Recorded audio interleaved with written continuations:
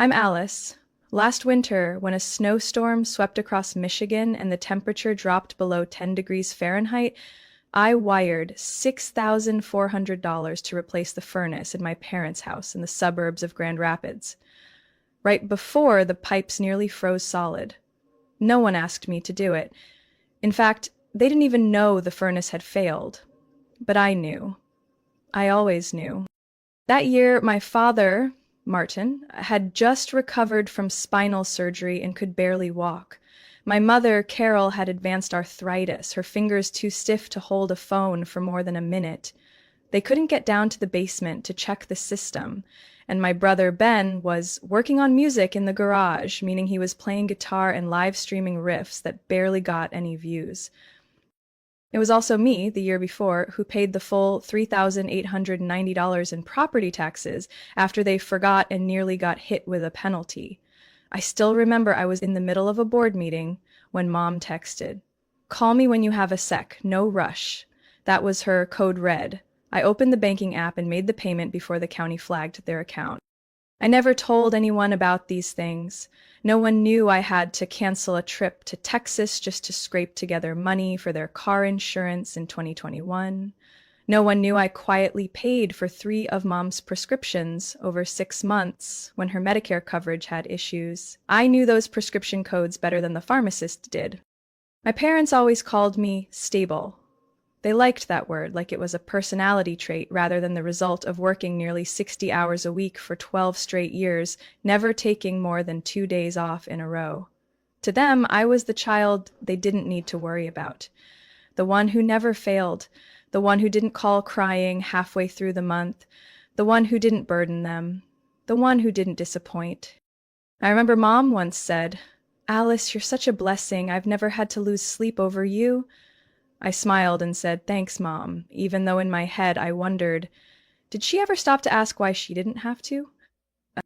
Ben was different. He'd dropped out of college twice, once in psychology, once in music studies. He was always in a phase of finding himself. Whenever he ran into trouble, the whole family mobilized like he was the center of a storm and everyone else had to brace. Me?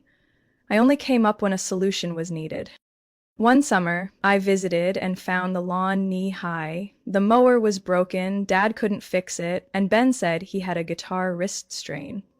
I called a landscaping service, prepaid for a month, then climbed a ladder and cleared the gutters myself. No one asked me to.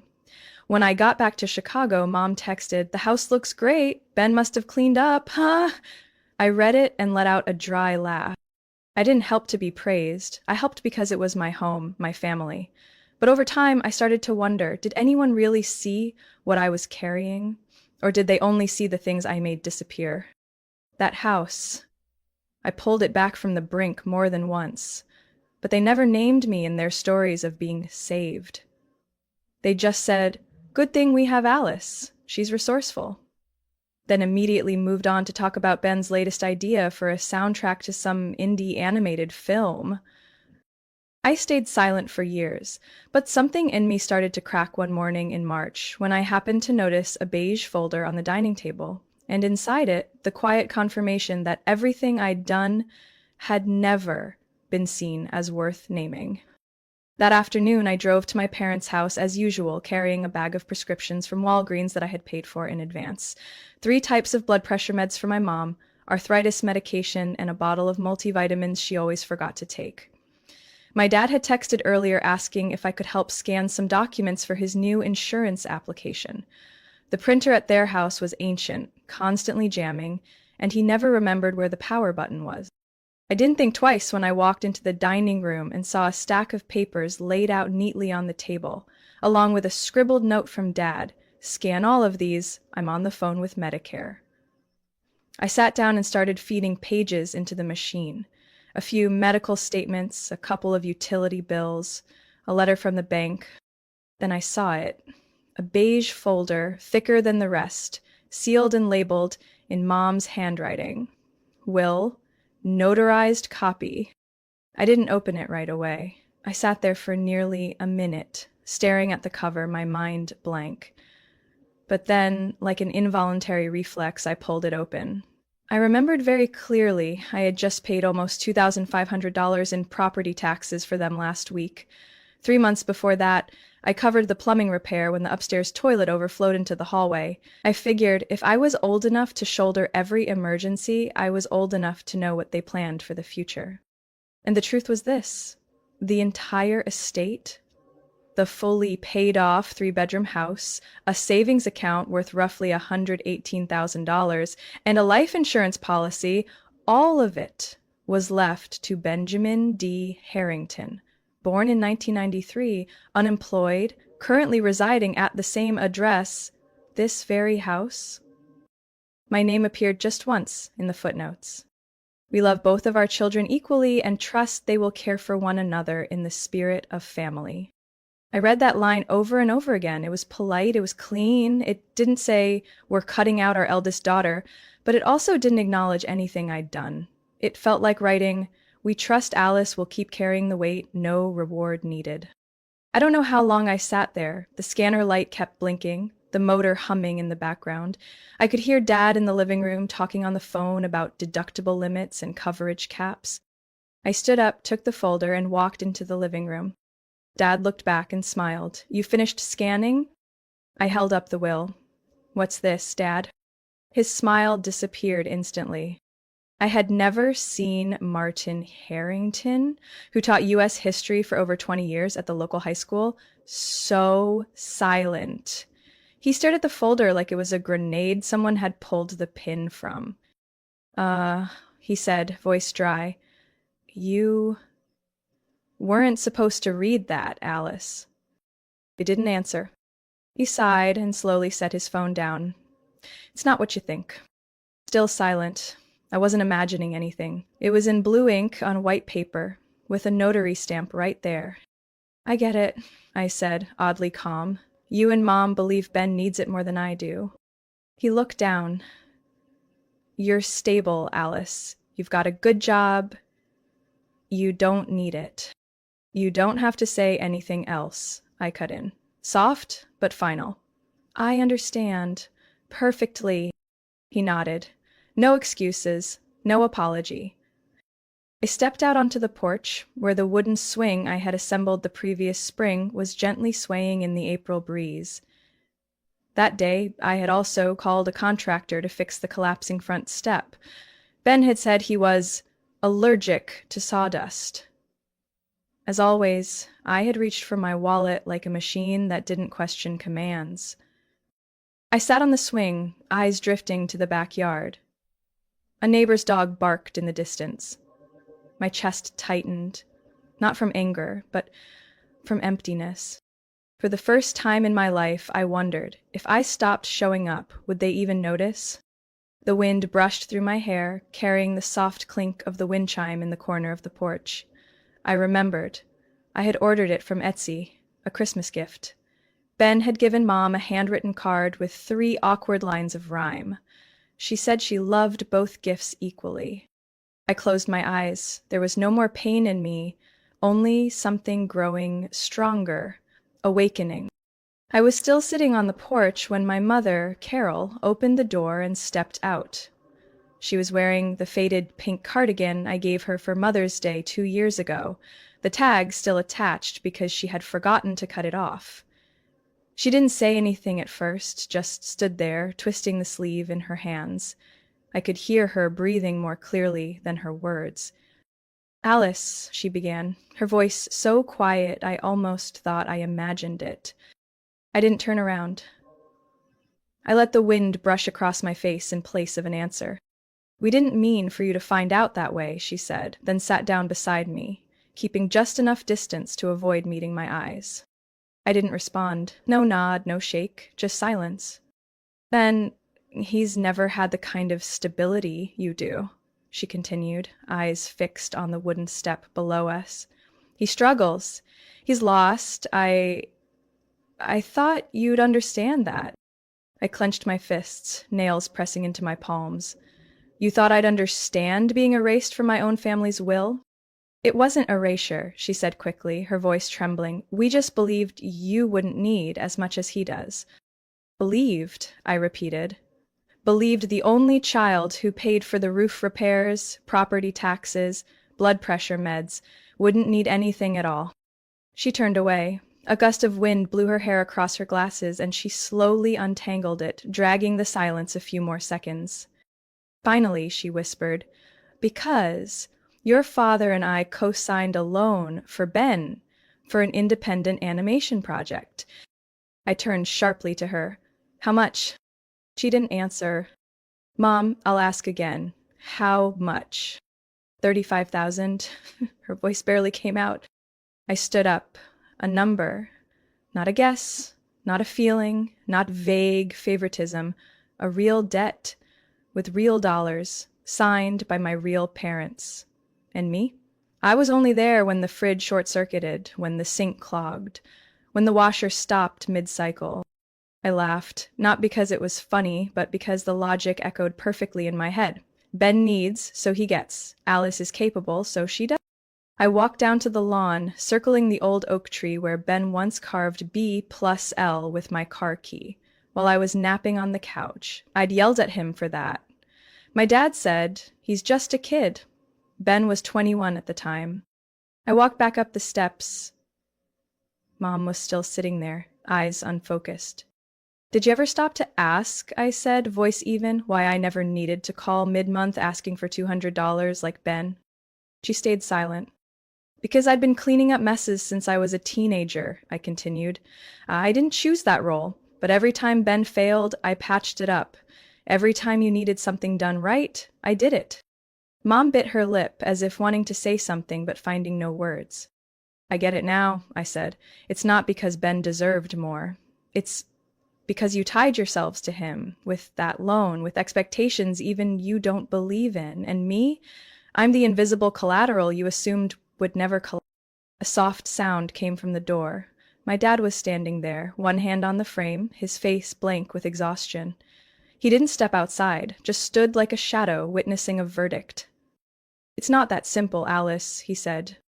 "No, Dad, you're right," I replied. "It's much simpler. You chose to keep this house by trading away your daughter, and once the paperwork was signed, everything under Ben's name, you came back expecting me to pay the utility bills like nothing happened." No one said a word, and that said more than anything else could. I didn't need to hear more. No apologies, no justifications. I walked into the house, grabbed the bag of prescriptions I had left on the kitchen counter, and headed straight to my car. The sun was starting to lower, casting a warm glow over the house I once thought was home, now just a fragile shelter built on debt and deliberate silence. I started the engine and didn't look back. 3 days after that afternoon, I walked out of my parents' house. I opened my banking app and canceled every automatic payment. The $325 a month I'd been auto-depositing to cover their utility bills stopped. Mom's CVS Care Pass prescription schedule deleted. The Instacart account that sent groceries every Friday afternoon paused indefinitely. No announcement, no explanation, not a single warning line. Just a silence. Deliberate, calculated. I thought they'd notice immediately, but they didn't. The first week passed in an eerie quiet. No texts, no calls, no emails.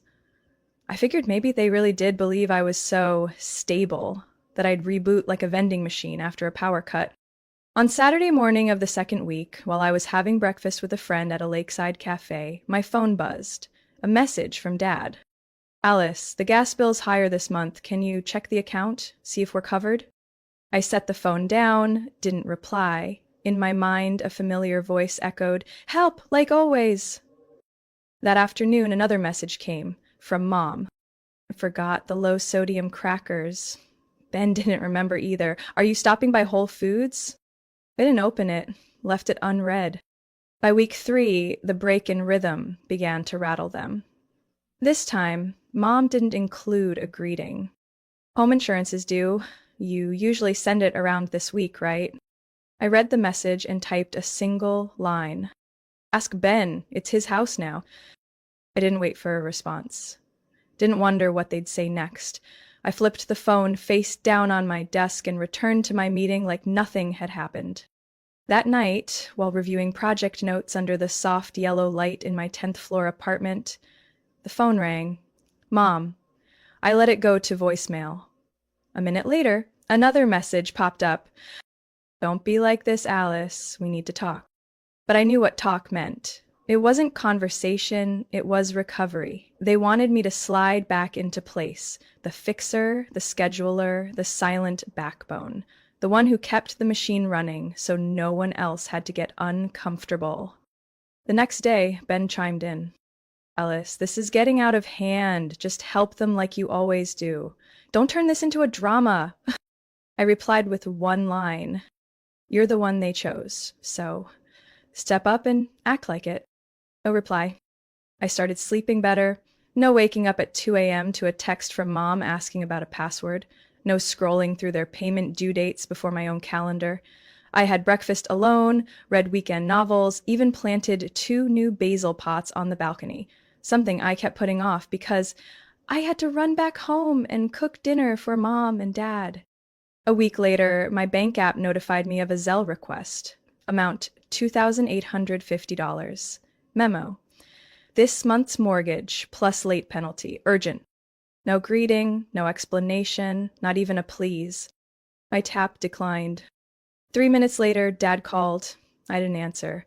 An hour after that, Mom texted. Annalise, if you don't help, we could lose the house. I stared at the screen for a long while, then quietly set the phone down and kept cooking dinner.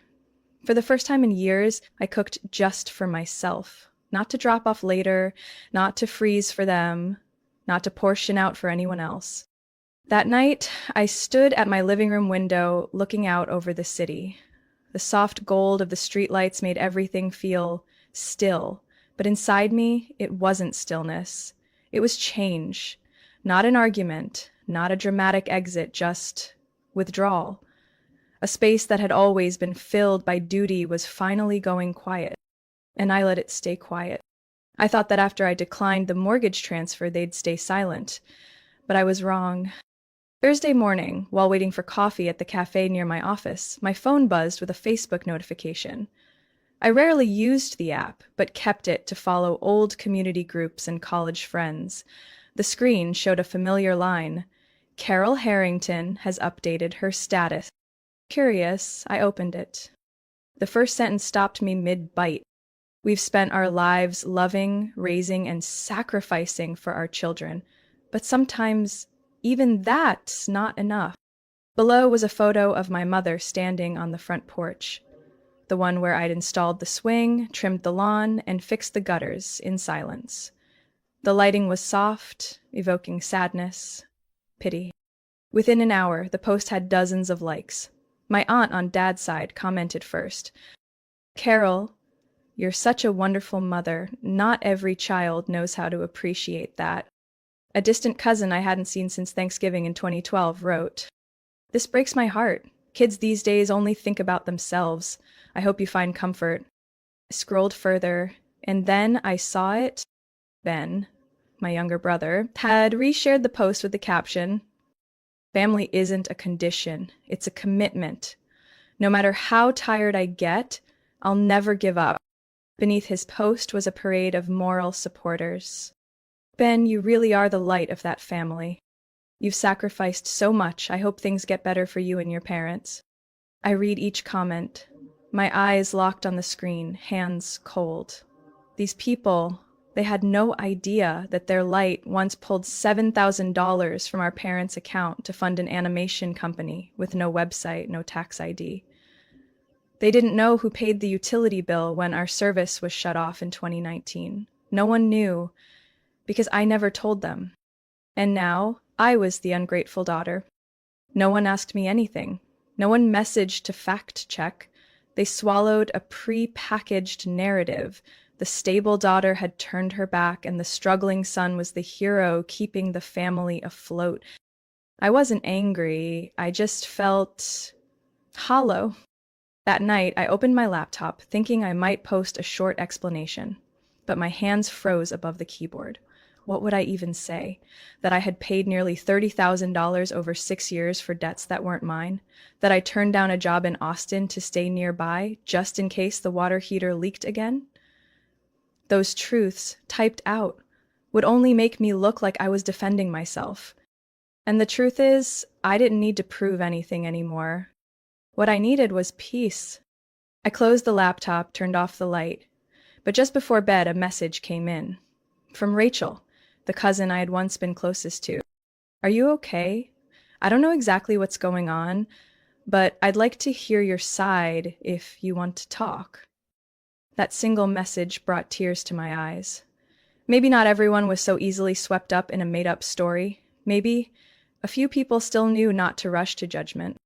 I didn't reply right away. I just stared at the screen for a long moment, then gently set it aside. Monday morning, I was getting ready to step into a meeting when the office phone rang. The receptionist's voice came through, a little tense. Ms. Harrington, there are 3 people at the front desk claiming to be your parents and brother. They say it's a family emergency. I stared at my computer screen for a few seconds, then answered, simply, tell them I'm not available, and I didn't schedule any meeting with them. Ugh. They said they'll wait. I hung up, took a deep breath. My hand tightened slightly on the armrest. So, when social media couldn't rescue them from their financial mess, they reverted to the old tactic. Close in, cling on, corner me into confrontation. I didn't run. I finished my presentation, signed an internal contract, then headed down to the lobby. They were standing there, just past the glass doors. My father in a wrinkled white shirt, hands in his pockets, gaze fixed like he was waiting to command. My mother clutching her purse in both hands, dark circles under her eyes. Ben, arms crossed, leaning against a granite column, staring at the floor. I stepped out of the elevator, no rush, no shock. Alice, my mother called out as soon as she saw me. Her voice trembled, unclear whether from the cold or the fear of what she suspected was coming. I didn't say a word.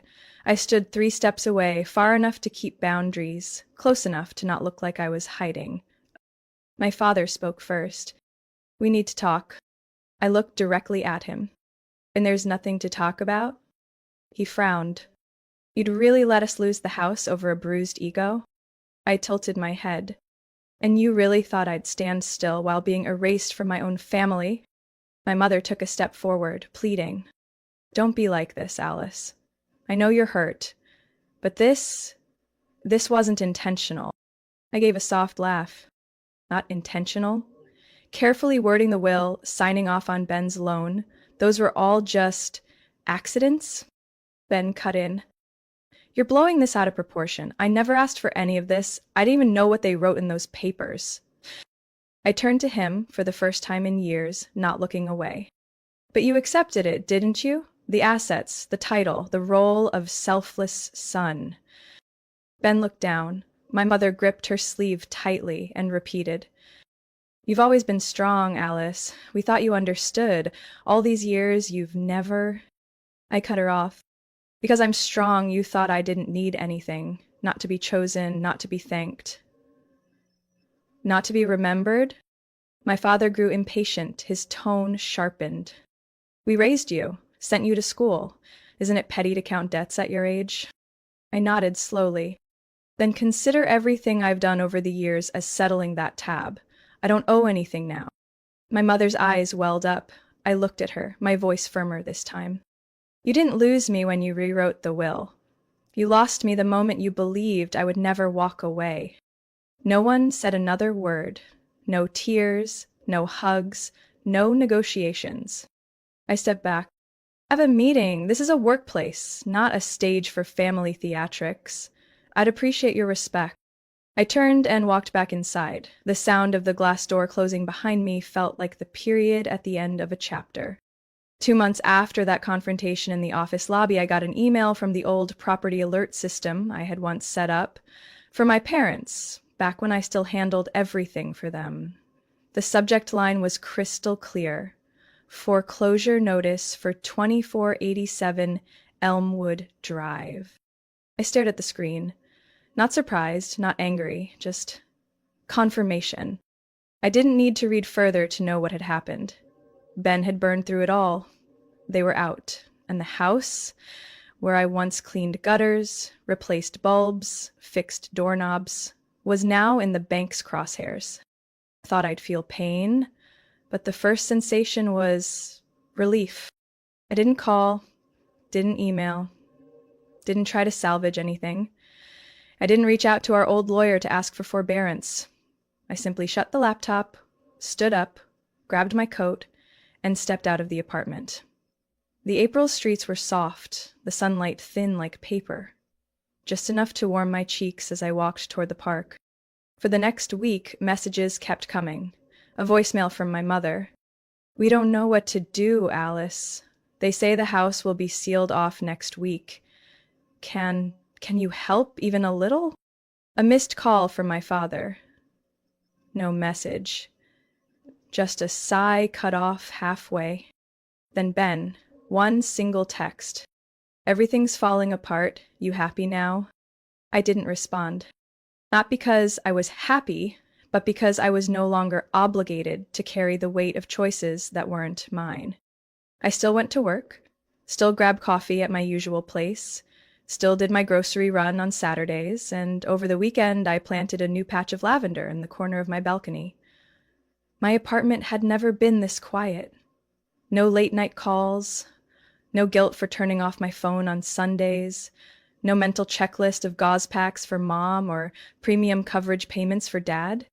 One late afternoon, driving past the old neighborhood on the way to an alumni dinner, I paused outside 2487. On the lawn stood a sign, "Bank-owned property, no trespassing." The white wooden gate I'd repainted in 2020 had faded. The oak tree in the yard stood bare, its trunk cracked. No one had bothered to prune it.